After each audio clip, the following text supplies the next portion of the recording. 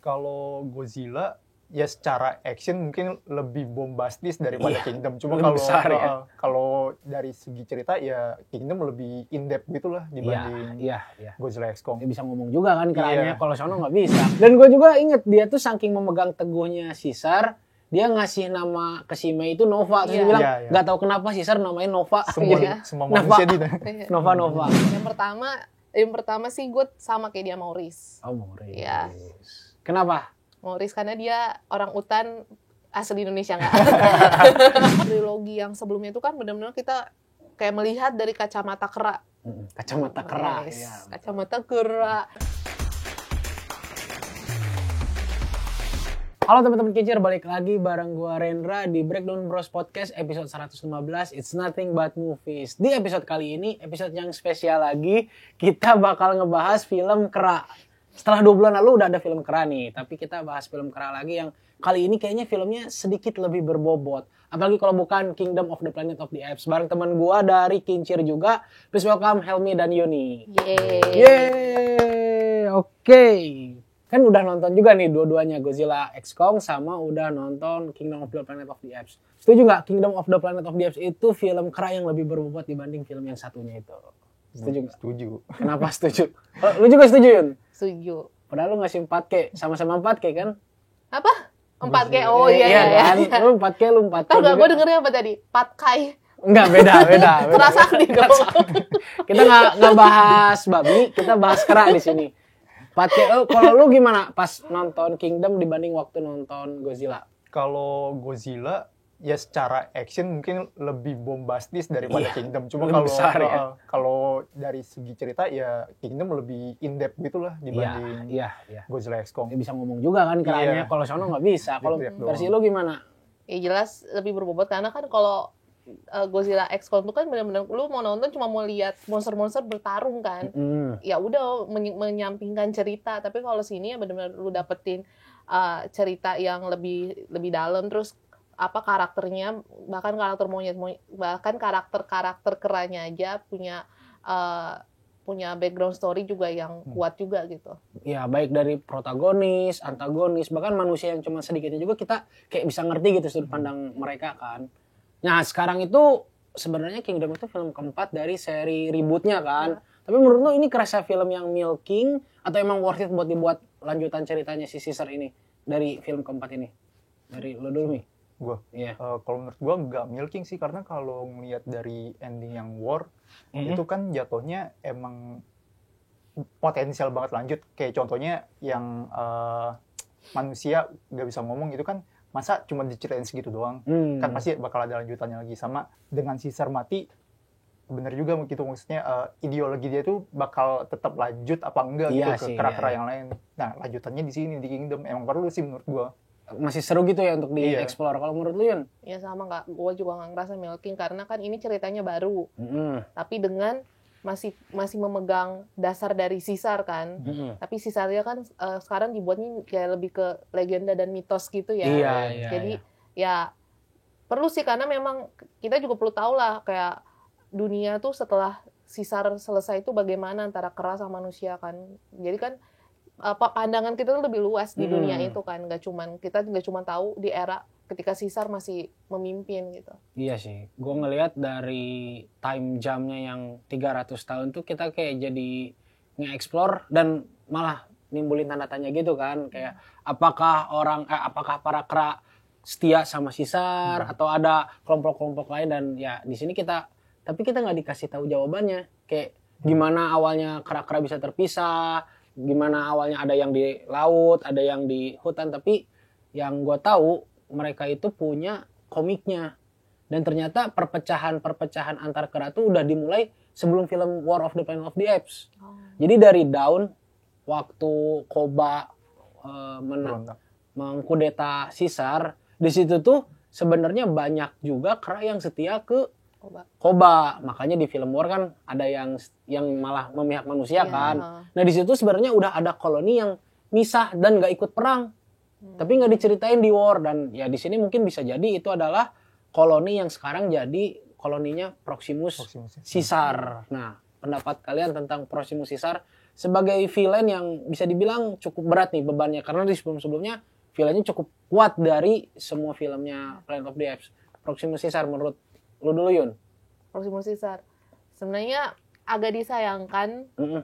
Dia tuh kurang diceritakan alasannya kenapa dia menjadi pemimpin yang tiran gitu, nggak dikasih tahu kan.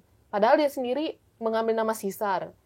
Dia sendiri juga bilang kan all hail Caesar ya, kalau nggak salah ya kan. Pokoknya istilahnya dia mengagumi Caesar, tapi kenapa dia mengambil nilai-nilai yang berkebalikan dari Caesar terhadap manusia. Nah itu sayangnya sih nggak diceritain di situ. Jadi kita tuh kayak gua tuh cuman akhirnya mulai bersimpati sama dia ketika akhirnya dia tahu kalau manusia tuh masih berbahaya. Cuma di situ aja yang bikin gue bersimpati. Tapi gue juga sebenarnya pas nonton juga pengen tahu kenapa dia memilih tindakan yang berkebalikan dari Caesar, tapi dengan mengambil nama Caesar gitu.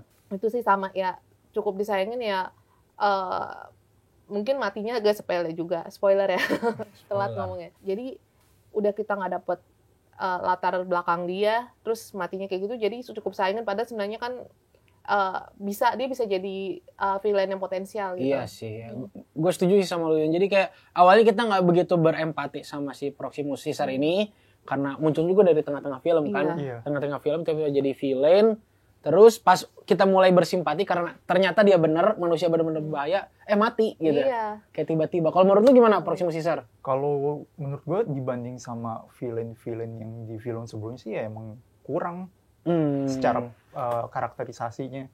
Karena ya mungkin emang menarik gitu. Maksudnya di sini digambarin gitu, ternyata ya gini lah kalau misalkan ada pemimpin kera terus tiran, jatuhnya ya gak jauh beda sama manusia gitu kan.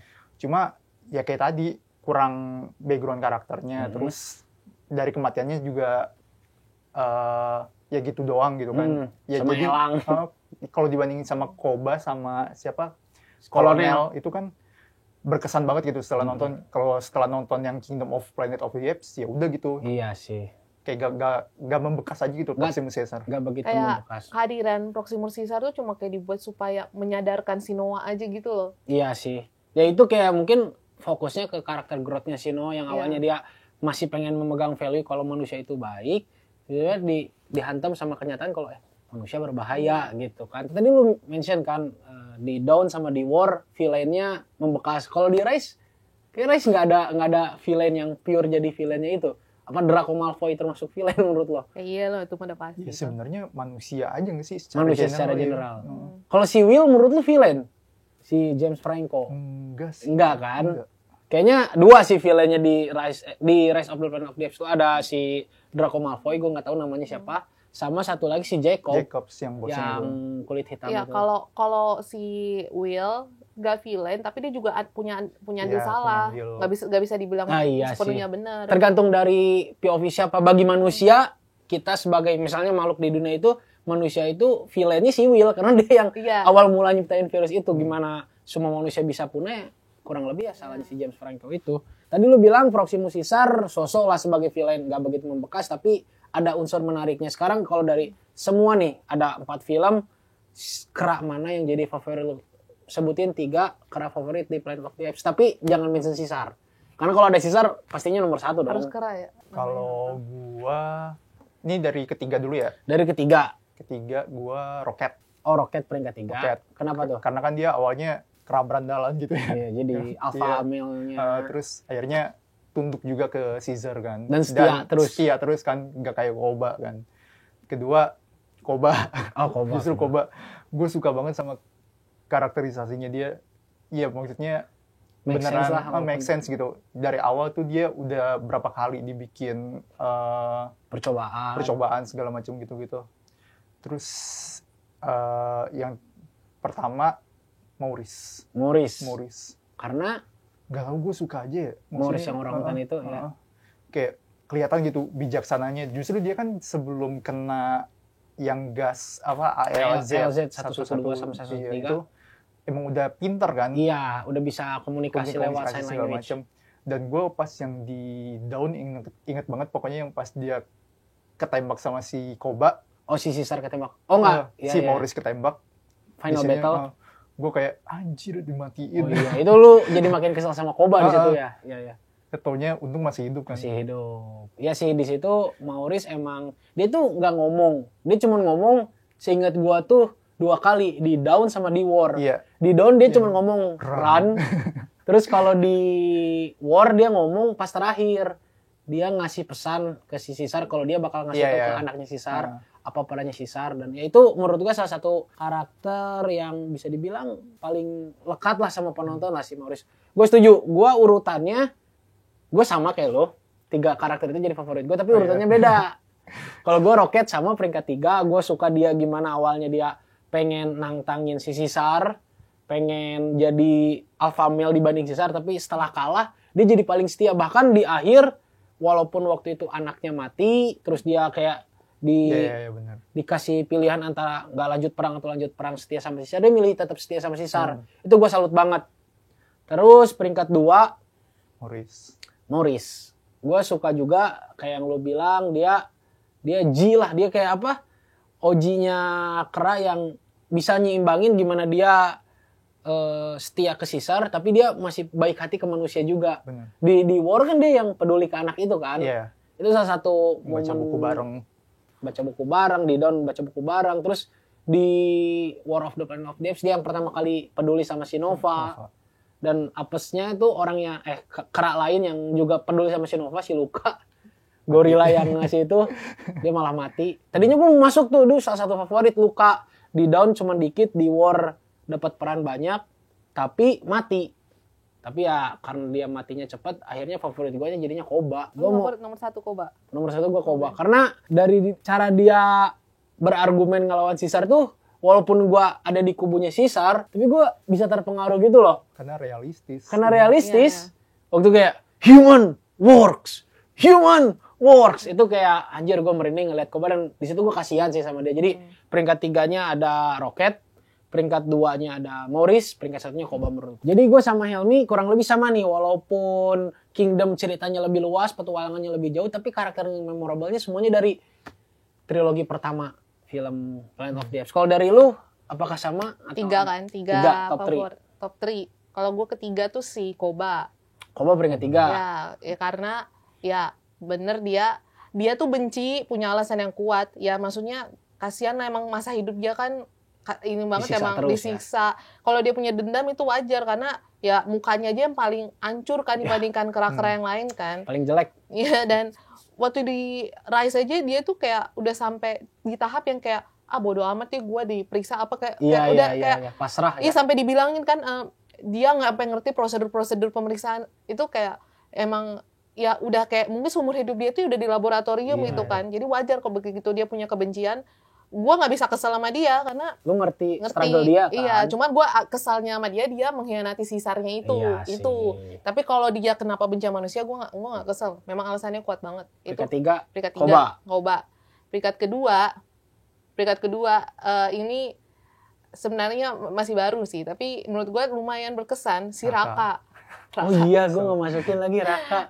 Karena satu, kita tahu dia langsung udah bisa ngomong. Ya kan, memang di era Kingdom semua kera bisa ngomong kan. Satu, dia bisa ngomong, dan cuma dia satu-satunya yang masih memegang teguh pendirian Caesar. The Order of Caesar. Iya, jadi dan cara dia mengasihi manusia itu lucu tapi gimana ya?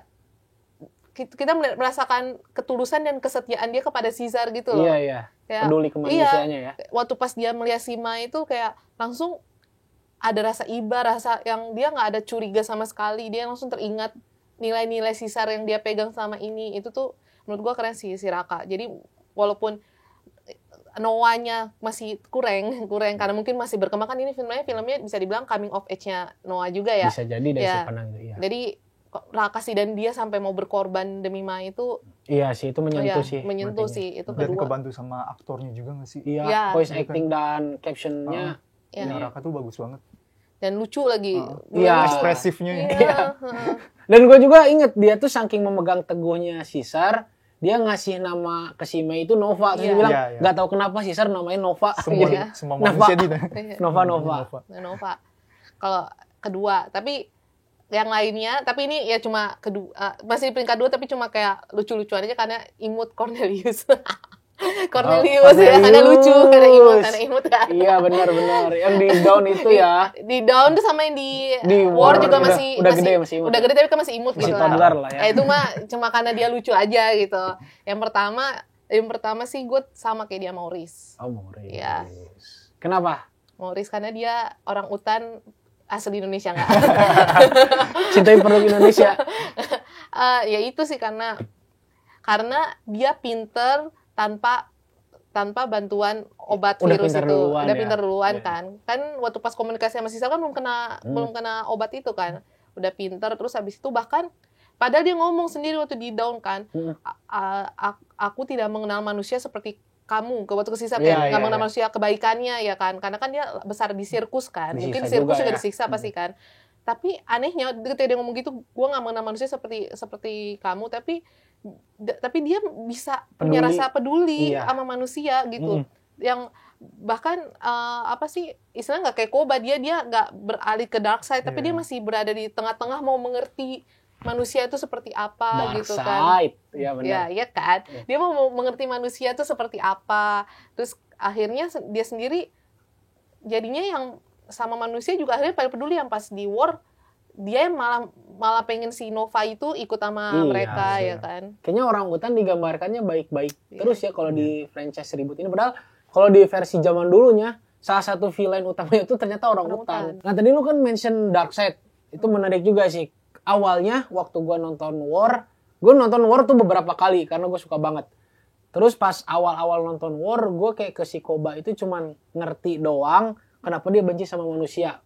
Tapi nggak ngerti kenapa dia punya dendam ke Caesar juga, kayak tiba-tiba berkhianat gitu, kayak nggak masuk ke gue waktu awal nonton. Tapi pas gue nonton War, gue ngelihat si Caesar pun jatuh ke tempat yang sama. Dia kayak dibutakan dengan dendamnya, dia sampai mengabaikan koloninya cuma untuk balas dendam ke si kolonel. Dan di situ kayak mungkin Caesar udah serendah itu harapan dia untuk menerima kebaikan orang-orang, dan akhirnya jadi jahat juga. Dan Caesar kesana juga. Bedanya kalau Caesar bangkit, kalau Koba mati gitu. Nah dari 4 film nih sekarang, bisa nggak lo ranking dari yang bukan favorit sampai ke favorit lo dari keempat film franchise reboot Planet of the Apes? Masih bingung nih ya, gue dulu ya. Kalau gue dengan berat hati, ini ranking versi kedua gue, karena sebelumnya gue udah nge-ranking dan sekarang berubah karena gue baru rewatch War the Planet of the Apes lagi. Jadi ranking versi terbaru gue, peringkat 4-nya tuh Kingdom of the Planet of the Apes. Ceritanya lebih luas, petualangannya lebih seru. Cuman balik lagi, karakternya tidak ada yang se-memorable franchise atau trilogi di sebelumnya. Jadi ya bisa dibilang masih belum cukup kuat lah di gue pribadi. Dan peringkat 3-nya ini juga sulit karena 3 ke atas tuh udah bener-bener semuanya favorit gue. Tapi mau nggak mau gue naro Rise of the Planet of the Apes peringkat 3. Karena Rise of the Planet of the Apes itu bikin gue masuk duluan ke cerita Kera, dan ya itu awal mula gue mengagumi lah cerita-cerita Kera, sampai gue ngikutin juga film-film jadulnya. Walaupun gue waktu itu nonton kayak cuma sekilas doang.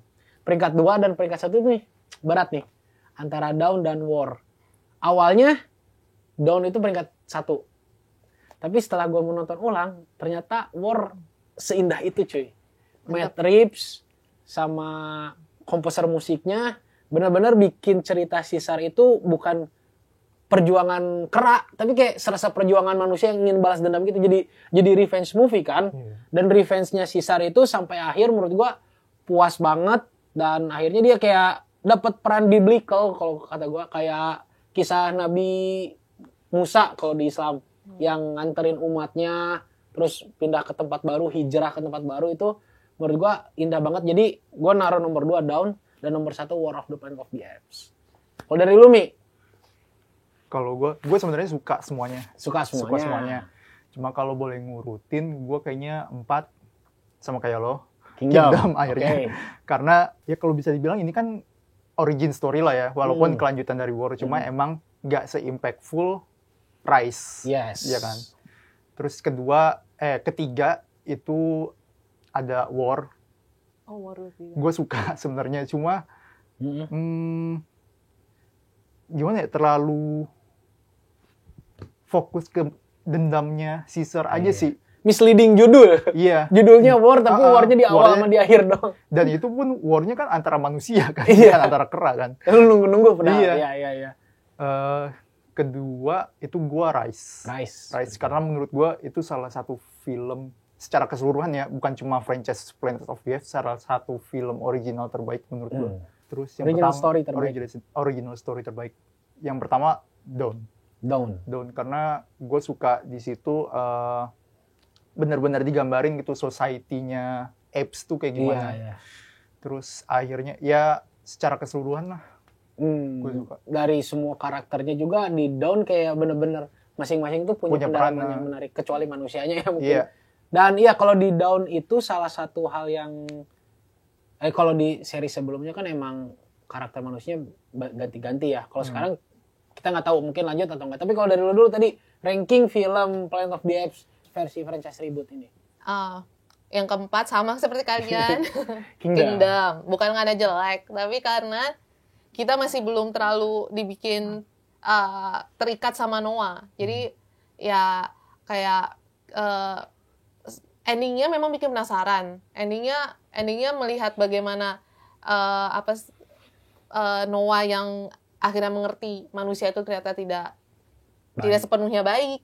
Terus di lain May juga punya tujuannya sendiri dengan koloni manusianya. Itu menurut gua endingnya sangat menjanjikan untuk kedepannya. Tapi untuk karakternya sayangnya si Noah tuh tidak se-memorable ketika kita pertama kali Caesar di Rise. Jadi ya itu keempat, bukan karena jelek tapi karena memang Noahnya masih belum punya efek seperti Caesar aja gitu.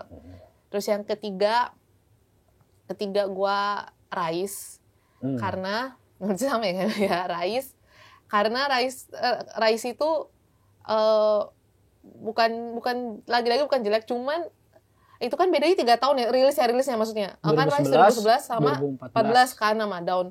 Cuman kayak bukan kualitas cerita, kualitas visual itu kayak jomplang banget gitu, kelihatan banget ya. Maksudnya untuk film yang saling berkesinambungan dan jarak rilisnya itu cuma 3 tahun, tapi itu kayak Rise itu, ini di luar cerita ya, tapi kayak secara visual tuh ketika gue nonton Rise terus habis itu nonton ke Dawn tuh kayak kok beda banget, kayak dibuat beda 10 tahun gitu. Lu nonton duluan gitu. Rise apa Dawn?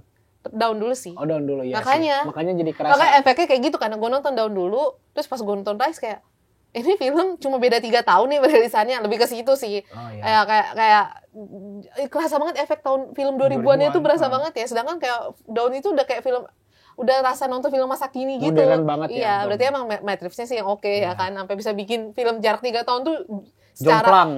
Visual tuh bisa jomplang banget. Ini ngomongin masalah teknisnya ya. Tapi kalau cerita Rise itu memang origin story-nya tuh keren banget sih, yang benar-benar kita dibikin terikat banget sama Caesar. Kayak kita kenal dia dari bayi, terus dari dia tumbuh sampai bagaimana dia akhirnya punya nggak kebencian sih, punya trust issue sama manusia ya kan, punya keinginan untuk memerdekakan sesama kera. Iya sama kera, dan cara membangunnya tuh ya benar-benar yang bikin kita akhirnya penasaran nih nonton Caesar selanjutnya tuh gimana gitu. Beda sama Noah yang kayak ya udah nggak begitu peduli banget. Maksudnya ke Noahnya, tapi kalau secara cerita ke depannya penasaran, cuman untuk ke Noahnya nggak. Jadi kalau Rise itu emang gue setuju salah satu origin story yang bagus karena kita benar-benar dibikin kenal, terikat, simpati, pokoknya semua hal positif itu kita buat Caesar gitu. Dari Rise. Ya.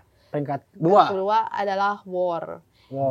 Ini trilogi yang pertama, ini trilogi satu-satunya film trilogi Planet of the Apes reboot yang gue tonton di bioskop. Gue inget banget waktu itu. War lu nonton di bioskop? Ya, waktu itu gue nonton di bioskop. Dan itu udah lama ya, 7 tahun lalu kan, 2017 ya. Jadi, tapi gue inget banget saat nonton tuh, gue pulang dari bioskop tuh dalam keadaan yang amazed, wow. Gue yang kayak ngerasa yang ini film memang keren banget gitu. Yang istilahnya bisa meneruskan sequel itu kan bebannya berat ya. Iya, apalagi Dawn tuh udah kayak. Iya. Maksudnya Dawn itu tuh standarnya udah tinggi. Tapi Matrix itu hebatnya dia bisa bikin lagi lebih tinggi gitu kan. Jadi dan gak kecewa nontonnya gitu. Jadi ya itu jadi menurut gue kedua War karena efek gue nontonnya inilah pokoknya amazed lah. Impactful buat ya. Yang pertama Down. Kenapa pertama Down? Karena anehnya gue nonton trilogi reboot itu dari Down dulu bukan dari Rise. Jadi makanya kenapa gue bisa berasa banget tuh jomplang banget karena gue nonton Down dulu waktu itu.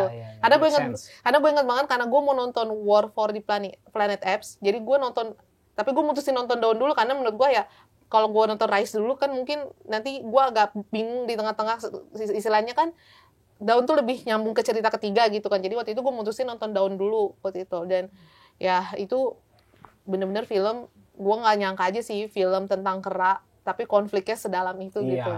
Kan. Dan di situ kayak memperlihatkan kalau manusia tuh bisa, memang manusia itu perusak alam. Iya, manusia itu tanpa sebenarnya kalian sadar sih, manusia tuh ternyata menyakiti makhluk lainnya tuh ini banget ya sih. Ternyata eksploitasi banget. Iya, kayak kita dikasih lihat tuh buruk-buruknya manusia kepada alam tuh di Down tuh kayak terasa banget gitu loh.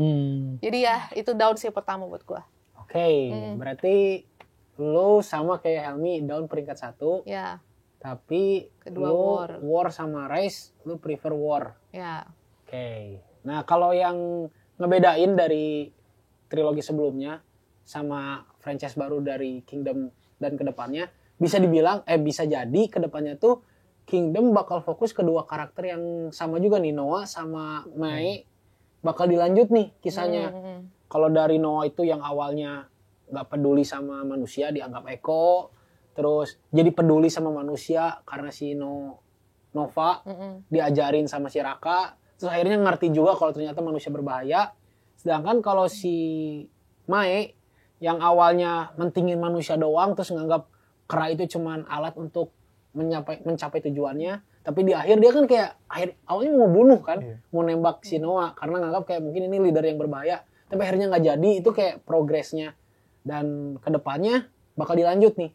Kayaknya Mai bakal comeback. Beda sama trilogi sebelumnya di mana karakter manusianya tuh cuma satu film dan beda-beda nggak, bahkan ending dari karakter manusianya aja kita nggak tahu kayak gimana kan. Nah, menurut lu treatment yang kayak gini di Kingdom, apakah lo setuju dengan karakter manusianya diulang-ulang atau lu lebih prefer karakter manusianya satu film aja gitu untuk kedepannya kisah di Kingdom ini? Lo dulu, Mi. Kalau menurut gue gak keberatan sih sebenarnya dengan yang treatment yang baru ini, karena menurut gue Kingdom itu bukan cuma origin story-nya Noah, tapi origin story dari si Mai juga.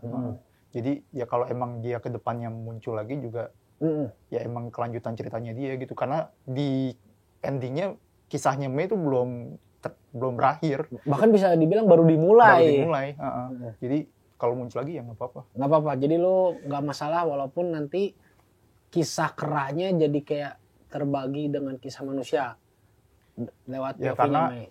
Kalau di film sebelumnya kan emang lebih fokus ke kera doang. Ya mungkin di trilogi yang baru ini jadi seimbang ya, gimana manusia mau menaklukkan kembali kera itu ya, mengambil alih bumi. Kalau lu, Yun? Gue juga gak keberatan sih, karena ya jangan sama juga kan, ini trilogi baru kan, jangan treatmentnya sama juga. Jadi ya mungkin juga Mei itu yang bakal bikin Noah jadi karakter yang mungkin nanti kita bisa cintai seperti Caesar juga kan. Hopefully ya. Ya kan, jadi dan ya biar kita juga inilah kayak dapat pandangan baru gitu. Jadi kalau trilogi yang sebelumnya itu kan benar-benar kita kayak melihat dari kacamata kera. Kacamata kera. Kacamata kera. Pokoknya dari perspektif kera kan. Jadi yang kayak kita tuh benar-benar melihat dunia di situ dari pandangan kera ya kan. Nah, dari di sini hal baru lah, kita bisa melihat dari dua sisi gitu kan. Jadi memang berasa banget kan kita nggak bisa benci sama Mei karena kita tahu ya kita sebagai manusia. Ya, kalau gue di posisi Mei ya gue juga akan berlaku gitu. Masa survive doang kan. Nah, dan juga ya ingin mengembalikan kejayaan manusia, siapa sih yang nggak bohong lah. Walaupun alam jadi lebih baik waktu di Kingdom tanpa manusia. Iya, tanpa manusia, tapi kan ya pasti kan namanya seseorang yang sudah memiliki kejayaan kan pasti ingin balik lagi kan. Itu nggak bohong. Menarik POV. Iya kan, POV-nya ada dua, dan dari kera yang baru tahu kenyataan ternyata zaman dulu manusia pernah berjaya, dan kita ngeliat pandangan baru lagi nih kera. Itu dulu kita lihat dari kera tuh kera yang sudah mengerti betapa bahaya manusia. Di sini yang baru tahu gitu kan, yang benar-benar semua kera tuh have no idea gitu, benar-benar nggak tahu kalau bahkan meremehkan manusia. Iya, mereka kayak anggap manusia hama malah kan ya. Jadi nggak ada masalah. Jadi dua POV ini menurut tuh bikin cerita kedepannya bisa jadi lebih menarik. Karena kayaknya arahnya tuh pengen kayak gimana ya? Gimana caranya kera sama manusia tuh bisa hidup berbarengan tanpa ada saling merusak. Iya, tanpa saling merusak sama ada kesenjangan gitu. Oh, itu sulit sih. Kalau ada dua spesies dominan yang hidup di satu alam yang sama tuh bisa jadi nggak ada gesekan. Iya. Kalau menurut gua ya. Tapi ya manusia sama manusia aja sering berantem, apalagi sama spesies yang beda. Manusia aja sering menganggap sesama manusia lebih rendah dibanding manusia lain, kan itu konflik yang ada di manusia ya. Nah, tapi itu juga masih rumor ya. Kita nggak tahu ke depannya apakah Mai bakal lanjut atau enggak ya. Bisa jadi lanjut atau enggak, tapi yang penting gua ceritanya itu bukan lagi fokus pengen bikin konten yang menghibur doang, tapi benar-benar fokus ke cerita karakternya sih kalau gue, yang penting itu. Tapi ada rumor lain nih, katanya si Andy Serkis itu ditanya, menurut lo kisah Caesar yang tamat kayak gini itu udah cukup untuk fokus ke legasinya doang atau enggak? Kata dia cukup, tapi dia juga bilang dia tertarik untuk meranin lagi karakter kera dan bisa jadi kera yang lain di lanjutan film Kingdom. Menurut lo gimana? Menurut lo apakah Andy Serkis itu layak untuk comeback sebagai karakter lain atau enggak? Lo dulu deh, Yun.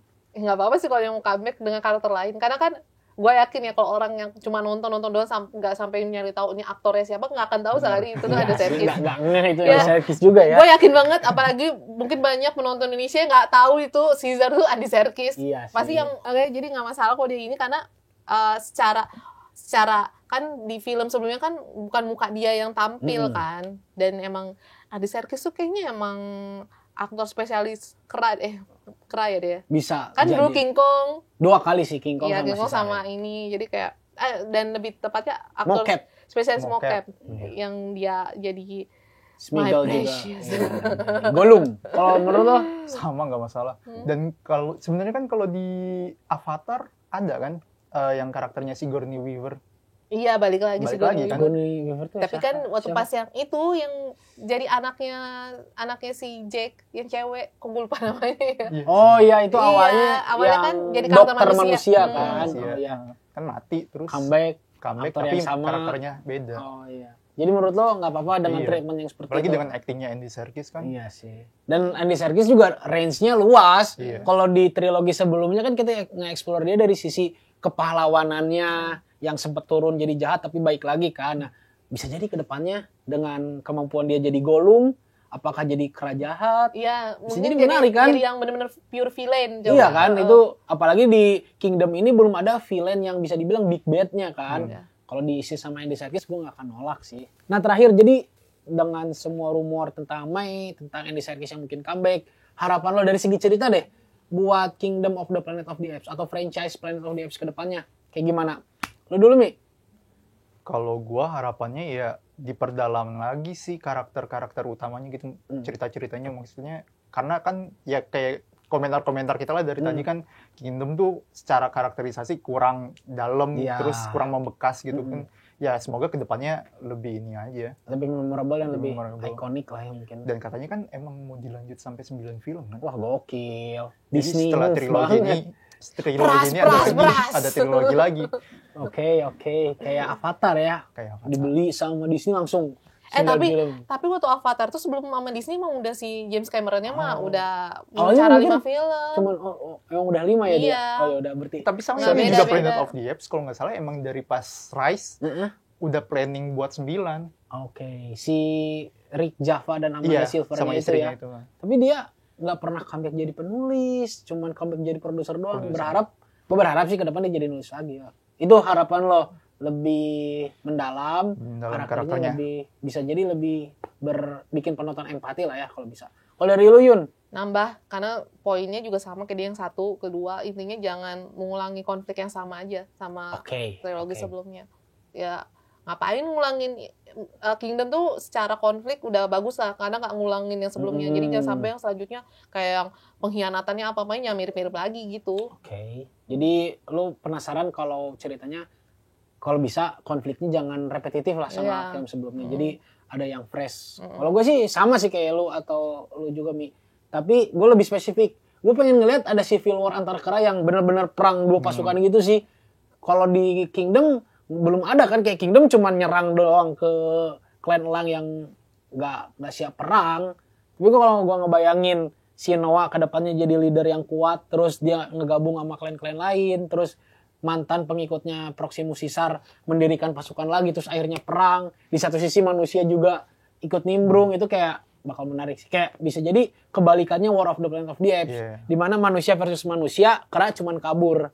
Kalau di sini kera versus kera, manusia yang kabur. Itu kan baru, berarti itu konflik jadi baru. Fresh. Kalau gue itu sih. Oke, jadi ya itu berbagai bahasan kita tentang Kingdom of the Planet of the Apes yang nyinggung juga soal trilogi sebelumnya. Ya Caesar-nya lah, film 1, 2, 3-nya lah. Menarik banget. Kingdom of the Planet of the Apes itu berpotensi bisa jadi franchise yang mungkin se-ikonik franchise-franchise besar lain. Bisa jadi kayak Star Wars, bisa jadi kayak Marvel. Yang penting bisa bikin cerita yang fokus ke karakternya. Jadi segitu dulu podcast kali ini. Gua Rendra pamit. Di sini teman-teman gua Helmi dan Yuni juga pamit. See you in the next episode.